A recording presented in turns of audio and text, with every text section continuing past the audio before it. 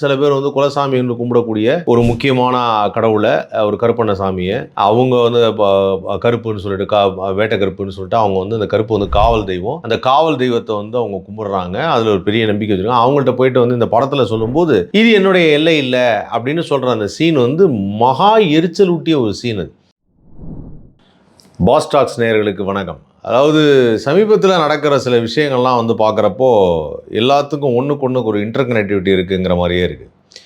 அது என்ன அப்படின்னு பார்த்தீங்கன்னா, இப்போ ரீசண்டாக நமது தமிழ்நாடு அரசு திரு விஜய் அவர்கள் வந்து பொறுப்பேற்றதுக்கு பிறகு நிறைய வந்து நியூஸ் வந்துக்கிட்டே இருக்குது, சோஷியல் மீடியாவில் வந்துக்கிட்டே இருக்குது. என்ன மாதிரி நியூஸ் எல்லாம் வருதுன்னா, எல்லாமே இதான் ஃபஸ்ட் டைம் நடக்கிற மாதிரி ஒரு விஷயம் வருது. அந்த ஃபஸ்ட் டைம் நடக்கிறது என்னென்னா, அந்த ஒரு வெள்ளரிக்கையிலேருந்து ஆரம்பித்து அதுக்கப்புறம் வந்து மதுபான கடைகளை வந்து மூடுறாங்க அப்படின்னு சொன்ன உடனே அந்த நியூஸு. அதுக்கப்புறம் வந்து இப்போ வந்து இந்த கட்டுமான தொழில், அதாவது கட்டிடக்கலை பண்ணுறாங்க இல்லையா, அதில் வந்து இந்த பார்ட்டி ஃபண்டுன்னு சொல்லிட்டு ₹27 போகுது, அது இனிமேல் கிடையாதுன்னு சொல்கிற நியூஸு. அதுக்கப்புறம் வந்து ஒருத்தர் வந்து காலில் வந்து செருப்பு கூட போடாமல் வந்தார்னு ஒன்று. அதுக்கப்புறம் வந்து முதல்வர் அவர்கள் வந்து டிஃபன் பாக்ஸ் ஓப்பன் பண்ணி சாப்பிட்டாரு. இது மாதிரி நிறைய சொல்லிக்கிட்டே போகலாம். ஒரு மாற்றம் வேணும் அப்படிங்கிறதுக்காக தமிழ்நாட்டில் ஒரு பெரிய ஒரு புரட்சி ஒன்று நடந்திருக்கு. அந்த ஒரு அமைதி புரட்சி அப்படின்னு சொல்லலாம். அந்த அமைதி புரட்சி மூலியமாக இன்றைக்கி வந்து மதிப்பிற்குரிய விஜய் அவர்கள் வந்து தமிழ்நாடுடைய முதலமைச்சராக இருக்கார். தமிழ்நாடுடைய முதலமைச்சராக இருக்க விஜய் வந்து என்ன நல்லது செய்ய போகிறாரு, எப்படி செய்ய போகிறாரு அப்படிங்கிறத ஒரு கால நேரம் அவகாசம் கொடுக்கணும். அப்போ தான் வந்து அவர் என்ன பண்ணுறாருங்கிறது தெரிய வரும். ஆனால் வந்ததிலிருந்தே நிறைய வந்து மீடியாவில் வந்து அதை பூஸ்ட் பண்ணி ஒரு விஷயம் சொல்கிறது அப்படின்னு ஒன்று இருக்குது. அதை பண்ணுறாங்க. பூஸ்ட் பண்ணுறதுங்கிறது ஒருத்தருக்கு வந்து நமக்கு அவர் ரொம்ப பிடிக்கும் அப்படின்னா அதை பற்றி பூஸ்ட் பண்ணி பேசுகிறது அப்படிங்கிறது இயற்கை அப்படின்னு எடுத்துக்கிட்டால் கூட அதில் நிறைய ஃபேக்கான சில விஷயங்கள் வந்து பண்ணுறாங்க. ஃபேக்கான விஷயங்கள் அப்படின்னு சொல்கிறப்போ, ஃபார் எக்ஸாம்பிள் ஃபஸ்ட்டு அந்த சட்டசபைக்கு போன அந்த நாளில் அவர் போயிட்டு ஒவ்வொரு எதிர்க்கட்சி தலைவராக சந்தித்தார். அப்படிங்கிறப்போ இந்த எதிர்க்கட்சி தலைவர்லாம் சந்திக்கும் போது அங்கே வந்து பார்த்திங்கன்னா மதிப்பிற்குரிய முன்னாள் முதல்வர் திரு ஸ்டாலின் அவர்களுடைய காலில் விழுந்த மாதிரி ஒரு ஃபோட்டோ வந்தது. என்னது அது மாதிரி வரவே இல்லையே அப்படின்னு சொல்லிட்டு அந்த ஃபுட்டேஜை திருப்பி பார்த்தா அந்த மாதிரி எதுவுமே நடக்கலை. ஆனால் காலில் விழுந்த மாதிரி ஒரு ஃபோட்டோ. இது எதுக்கு இந்த மாதிரி ஒன்று டெவலப் பண்ணுறாங்க, ஏன் இந்த மாதிரி ஒரு பூஸ்ட் பண்ணுறாங்க, என்ன சொல்ல வராங்க அப்படிங்கிறது தெரியல. இந்த சோஷியல் மீடியாவில் வந்து சொல்கிறதெல்லாம் உண்மை அப்படின்னு சொல்லி ஒரு கூட்டம் வந்து எப்போதுமே அதை வந்து நம்ப ஆரம்பிக்குது. மக்களும் அப்படி நம்புகிறாங்க. அது எல்லாமே உண்மை கிடையாது, அதே சமயத்தில் வந்து எல்லாமே பொய்யும் கிடையாது. ஸோ அதில் அலசி ஆராய்ச்சி தீர விசாரித்து அப்படிங்கிற மாதிரி ஒரு சில விஷயங்களை வந்து ஒன்று ஒன்றா நம்ம வந்து யோசிக்கணும். இது மாதிரி ஒரு நியூஸ் வந்திருக்கு, இது என்ன அப்படின்னு சொல்லி. ஆனால் இங்கே உண்மையை சொல்வதற்கான ஒரு ப்ராப்பர் மீடியம் இருக்குது, இவங்க தான் அந்த உண்மையை சொல்லுவாங்க அப்படிங்கிற மாதிரி ஒரு விஷயம் இப்போதைக்கு இல்லை. கொஞ்ச நாளைக்கு முன்னாடி இருந்தது, பட் அந்த சேனல் இப்போ இல்லை. யூடர்ன் அப்படிங்கிற ஒரு சேனல் இருந்தது, ஒரு ஃபேக்ட் செக் அப்படின்னு சொல்லுவாங்க, எல்லா விஷயத்தையும் உண்மையை கண்டறிந்து சொல்வது அப்படின்னு சொல்லுவாங்க. ஆனால் இப்போ வந்து அந்த மாதிரி இல்லாதனால இந்த 717 அந்த மதுபான கடைகளை மூடினப்போ திடீர்னு வந்து இந்த ஸ்கூலுக்கு பக்கத்தில் இருக்க மதுபான கடையெல்லாம் மூடணும் அப்படின்னு சொன்னப்போ ஒரு அம்மா வந்து ஒரு வீடியோ போடுறாங்க. அதாவது என்னென்னா, முதல்வருக்கு நன்றி, எங்கள் ஸ்கூலுக்கு பக்கத்தில் மதுபான கடை இருந்ததுன்னு சொல்லிட்டு டி நகரில் அந்த ஐ திங்க் வேளாங்கண்ணி ஸ்கூல்னு நினைக்கிறேன், அந்த ஸ்கூல் பக்கத்தில் இருக்கிற மதுபான கடையை மூணுதுன்னு அந்த ஸ்கூலுடைய கரஸ்பாண்டன்ட் வந்து ஒரு வீடியோ போடுறாங்க. வீடியோ போடும்போது என்ன சொல்கிறாங்கன்னா, ரொம்ப வருஷமாக அது பெரிய டிஸ்டர்பன்ஸ் இருந்தது, மூடிட்டாங்க அப்படின்னு சொன்னால் அந்த வீடியோ வந்துச்சு, பரவாயில்லையே அப்படின்னு ஒரு எண்ணத்தை உண்டு பண்ணிவிட்டு கொஞ்ச நேரம் கழித்து பார்த்தா இன்னொரு வீடியோ வருது, அந்த மதுபான கடை மூடவே இல்லை, அதை ஏங்கிட்டு தான் இருக்குது. அந்த அம்மா வேணுன்ட்டே வீடியோ போட. இப்போ இந்த வீடியோ எடுக்க சொன்னது யார்? ஏன் இந்த மாதிரி தவறான ஒரு பப்ளிசிட்டி? இந்த பப்ளிசிட்டி பண்ணுறதுனால என்ன கிடைக்க போகுது? ஒரு சந்தோஷம் கிடைக்க போகுதுன்னே வச்சுக்கோங்க. அது நாட்டுக்கு நல்லது தருமா? திரு விஜய் அவர்கள் வந்து ஒரு முதலமைச்சராக பொறுப்பேற்ற பிறகு அவர் ஏதாவது ஒன்று செய்யணும்னு நினச்சா கூட இப்போ இந்த மாதிரி சோஷியல் மீடியாவில் பண்ணுற பூஸ்ட்னால் சில விஷயங்கள் செய்ய முடியாமையே கூட போயிடும். அதான் உண்மை. இப்போது அவர் என்ன செய்வார் அப்படிங்கிறத எல்லாரும் எதிர்நோக்கி பார்த்துட்ருக்குறாங்க. நிறைய எக்ஸ்பெக்டேஷன் வச்சுருக்காங்க மக்கள். அப்படி மக்கள் எக்ஸ்பெக்டேஷன் வைக்கும்போது ஒவ்வொரு விஷயமும் இந்த மாதிரி வந்து இந்த மீடியாவில் தப்பாக பூஸ்ட் பண்ணுறதுனால கடைசியில் இது உண்மை பொய் அப்படிங்கிற மாதிரி இங்கேயே மாறி மாறி போயிடுது. ஸோ அவர் மேல் உள்ள நம்பிக்கை போயிடுது. அதுதான் இப்போ நடந்துகிட்ருக்கு. ஆனால் இது எத்தனை பேர் இப்போ இது வந்து என்ன சார், இதெல்லாம் தெரியும் சார், நீங்கள் என்ன உங்களுக்கு வந்து விஜய் பிடிக்காது, நீங்கள் அப்படி தான் பேசுவீங்க அப்படின்னு நீங்கள் பாதி பேர் வந்து சொல்ல ஆரம்பிச்சிங்க. அது எனக்கு தெரிஞ்ச விஷயந்தான், அதை பற்றி நான் பெருசாக கவலைப்பட்டதில்லை.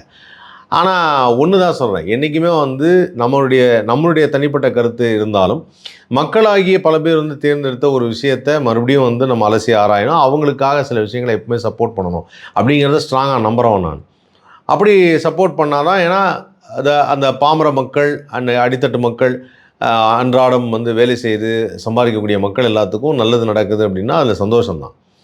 அப்போது அந்த மாதிரி ஒரு காலகட்டத்தில் வந்து பார்த்திங்கன்னா, இந்த சோஷியல் மீடியாவில் வந்து அடுத்தது டக்குன்னு ஒரு படம் வருது, கருப்பு அப்படின்னு ஒரு படம் வருது. இந்த கருப்பு படம் வந்து நான் போய் பார்க்கும்போது தியேட்டரில் கொத்து கொத்தாக ஒரு 10-15 பேர் ஏஞ்சல்லாம் போகிறாங்க. அதையும் நம்ம என் பக்கத்தில் உட்காந்து ஒரு ரோ ஃபுல்லாக காலியாகி போகுது. ஏன்னா இன்டர்வலுக்கு மேலே அவங்களால வந்து அந்த படத்தை வந்து அவங்களால ஏற்றுக்கவே முடியல, சில விஷயங்களை ஏற்றுக்கவே முடியல. அவர் வந்து ரொம்ப ஸ்ட்ரைட்டாக வந்து ஒரு படம் பண்ணியிருக்காரு. படம் பண்ணுறதுனா பயம்தான் கடவுள் அப்படின்னு சொல்லி இப்போ எல்லாத்துக்கும் பயத்தை உண்டு பண்ணியிருக்காரு. கடவுள் இருக்குன்னு பயப்படுங்க அப்படின்னு. இது ஒரு தீவிரமான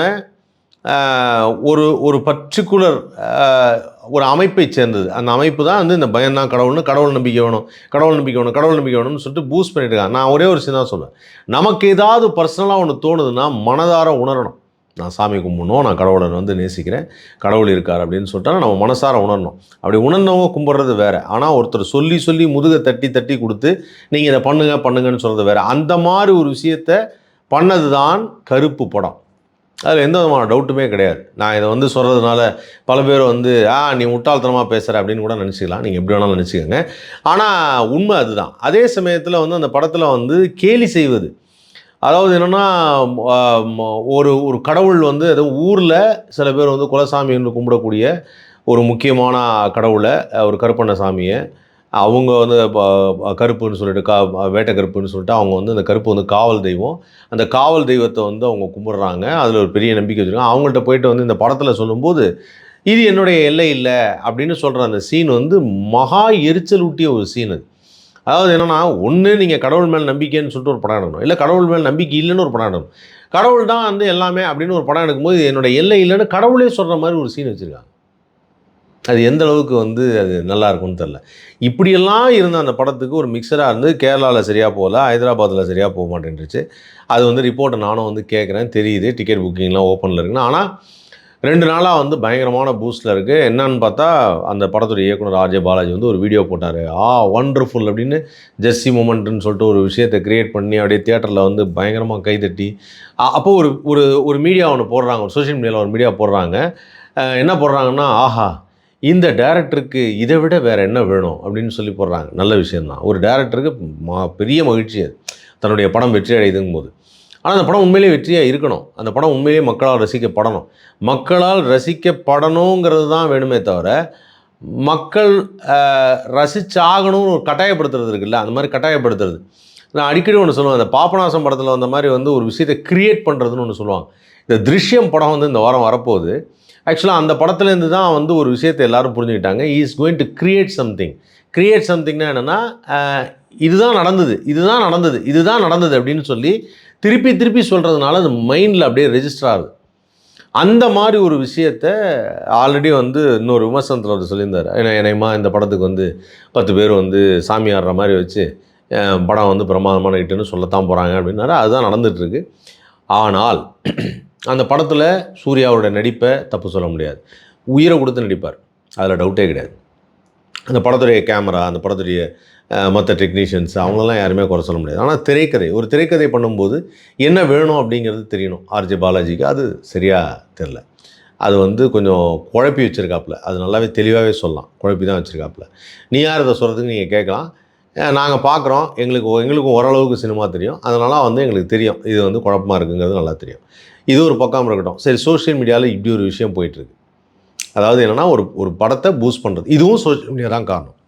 நான் ஃபஸ்ட்டு சொன்ன விஜய் அவர்கள் ஆட்சிக்கு வந்ததுக்கப்புறம் நடக்கக்கூடிய ஃபேக் நியூஸு, ஃபேக்கான இது, அதுக்கும் சோஷியல் மீடியா தான் காரணம். ஒரு அமைச்சர் வந்து காலில் செருப்பு இல்லாமல் நடந்து போகிறார். காமராஜருக்கு பிறகு செருப்பு இல்லாமல் நடக்கக்கூடிய அமைச்சர் இவர் தான் அப்படின்னு சொல்லி ஒரு பெரிய வீடியோ போடுறாங்க. பார்த்தா அவர் வந்து ரொம்ப ஏழையாக இருக்கணும்னு நினச்சா இல்லை, அவர் ஒரு பெரிய ஒரு சொத்து வச்சுருக்கக்கூடிய ஒரு நல்ல பணம் வச்சுருக்கக்கூடிய ஒரு தனவான் தான். அந்த மாதிரி ஒரு அவர் ஏன் செருப்பு போட வந்தாமன்னு தெரில. அது மாதிரி வந்து முதல்வர்கள் வந்து வீட்டிலேருந்து டிஃபன் பாக்ஸ் ஓப்பன் பண்ணி சாப்பிட்றாங்க. நல்லா கேட்டுங்க, சீஃப் மினிஸ்டர் சாப்பிட்றது அப்படிங்கிறது சாதாரணம் கிடையாது. அவங்க வந்து கூட இருக்க கார்ட்ஸ் எல்லாம் செக் பண்ணுவாங்க. ஒவ்வொரு நாளும் ஒவ்வொரு ஃபுட்டையும் செக் பண்ணுவாங்க. இந்த மாதிரி டிஃபன் பாக்ஸ் ஓப்பன் பண்ணி சாப்பிட்றதெல்லாம் விரும்ப மாட்டாங்க. அப்படியே இருந்தாலும் ஒரு தட்டை எடுத்து வருவாங்க. ஏதாவது ஒன்று இருக்கும். நார்மலாக டிஃபன் பாக்ஸ் ஓப்பன் பண்ணுற மாதிரி ஒரு ஷாட் வச்சு என்ன ஒரு எளிமையான முதல்வர் அப்படின்னா, ஒரு எளிமையானவர் தான், அதுலேருந்து டவுட் இல்லை.